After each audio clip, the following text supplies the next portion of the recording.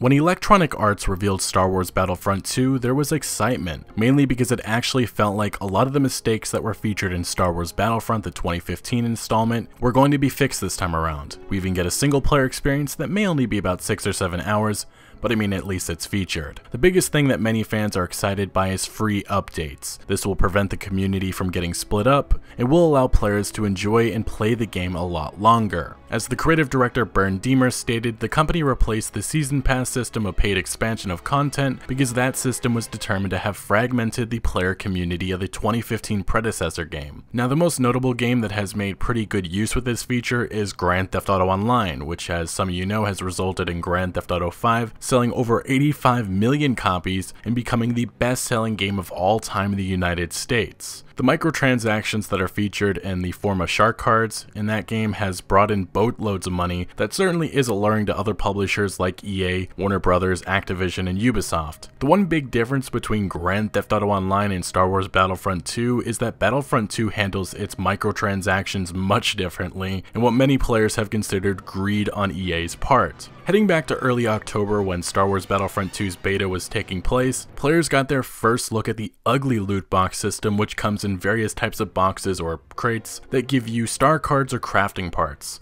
which certainly seemed at the time pay to win, causing uproar within the community. The biggest issue that was noticed was that the loot boxes, which can be purchased with real hard-earned cash, featured many cards that had an effect on gameplay. Some of the biggest examples that were given was that the TIE Fighter's primary fire could be increased by up to 10% depending on the tier, as there's 4 different tiers within the game, and also Boba Fett could become 100% immune to damage when using an ability called Rocket Barrage. Aside from just that issue with the type of cards in these loot boxes, many players found that the gameplay rewarding system after each match was flawed, as actual performance didn't matter because all players received a flat rate even if they performed better than their teammates. Eventually though, EA reassured fans that they were listening to feedback and making adjustments to the gameplay experience. They did this in quite a few ways by having the most powerful items in the game only earnable via in-game achievements, and also you would have to earn the right to be able to upgrade star cards and unlock most weapons. You would only be able to upgrade or unlock them if you've reached a high enough rank, which is determined by playing the game. Either way, this was a beta. Aside from just the messy progression and loot box system, there is still a lot to love from the actual gameplay experience, something that DICE has done a pretty good job with for the most part. Interestingly enough, about a week after this beta concluded,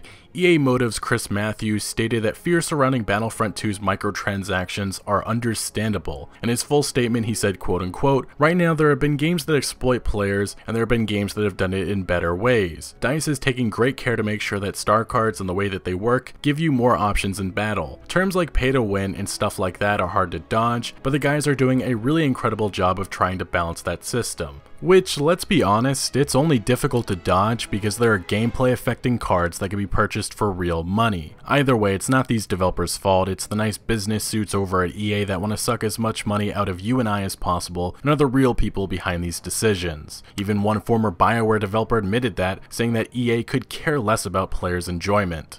So yeah. Still, even following this beta and EA and DICE's reassurances that the beta was used to solve these issues, now only days before launch, the microtransaction system is again under fire for certainly seeming like a pay-to-win experience. Surprise, surprise. As some game journalists and players have received the game early, they've pointed out once again what seems like a cash grab by EA, in which many heroes are locked behind credits. Luke Skywalker cost 60,000 credits, Darth Vader 60,000 as well, Princess Leia 40,000, Chewbacca 40,000, Darth Sidious 40,000, and even the game's main protagonist being 20,000. Reddit user The Hotter Potato did the math from his time playing the game and found that just to unlock one hero, it would be a 40-hour grind. Just a reminder, this is without spending any credits on anything else like the loot boxes. The Hotter Potato also found that it could potentially take someone over 20 hours of gameplay to earn enough crafting parts to make the epic tier star card and over 3 hours of gameplay to obtain a trooper crate. At the end of the day, we all know why EA did this, and it is to encourage players to spend more cash on a game you already purchased for $60 to $80 US. EA's initial response to someone complaining about spending $80 to only have Darth Vader locked, which I'm sure you've heard by now is the most downvoted Reddit comment ever. Yeah, currently it's sitting at a beautiful 581,000 downvotes. Jesus.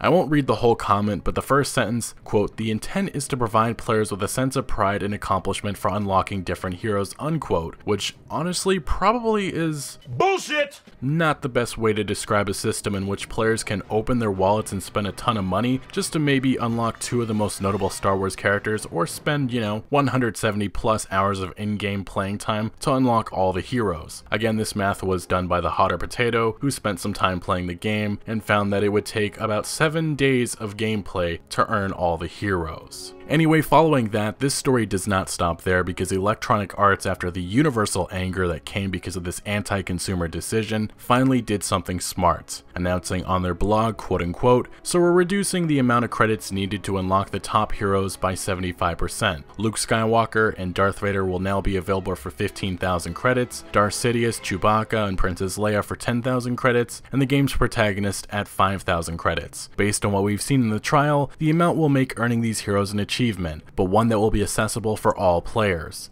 Yeah, okay, EA. Only took universal criticism for them to do the right thing.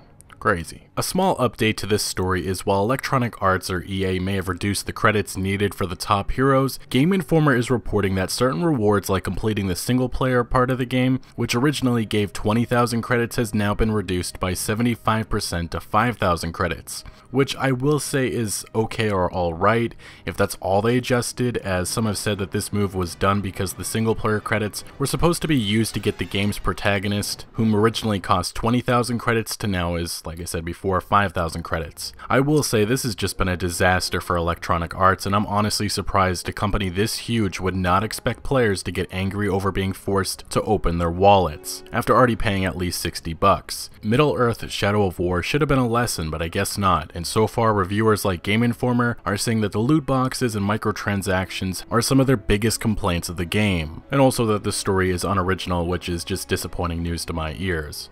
But just wow.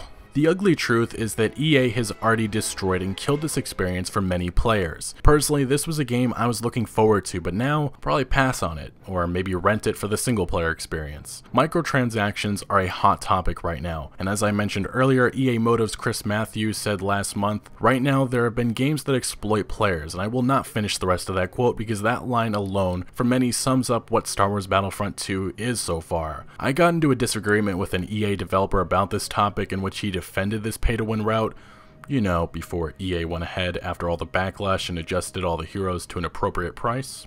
Yeah, but the main argument I've seen in support for EA is, don't buy the game if you don't like it, which is almost as foolish and ignorant as when people say if you don't like loot boxes, don't buy them. The issue with that viewpoint is if players like you and I don't speak up, more of these rubbish and anti-consumer practices, they will continue and spread like a virus. Voicing your criticism and providing feedback is important. EA is well known for their cash grab attitude with all of their titles. Being someone who plays EA's Madden Mobile quite a bit, that cash grab attitude has gotten worse and worse over the years, and I'm sure that can be said about many more of their games like FIFA, but Star Wars Battlefront 2 has endured controversy after controversy only because EA wants to suck up as much money from our wallets. It's important for games to make money, I think all of us understand that, but when you start to ruin an experience by introducing pay-to-win elements to only do it again after reassuring fans that the beta was there to fix those issues, well, you're going to get an angry community of players. That's just kind of expected, it's a given. Unfortunately, Star Wars Battlefront 2 is a dead game already for many players. If EA had maybe taken a lesson out of Rockstar Games' playbook, then maybe this isn't something that we talk about. It's hard for me to understand with a property like Star Wars, if you bring regular updates and DLC for free without almost forcing players to open their wallets, they probably will support the experience. But it seems like the new normal is to put a long grind in front of players or cough up some cash. Like I've said recently, I don't blame the developers and artists. I blame the business executives and shareholders that see you and I as a dollar sign and nothing more. I'm sure Star Wars Battlefront 2 is still going to sell a lot of copies, but with the messy and slimy attitude of EA to get every nickel out of our pockets, this game certainly has turned a lot of players away already. And I'm also worried and convinced that this recent controversy is not the last to face this game, because when there's a chance to profit, EA takes every single opportunity, even if the players aren't going to like it,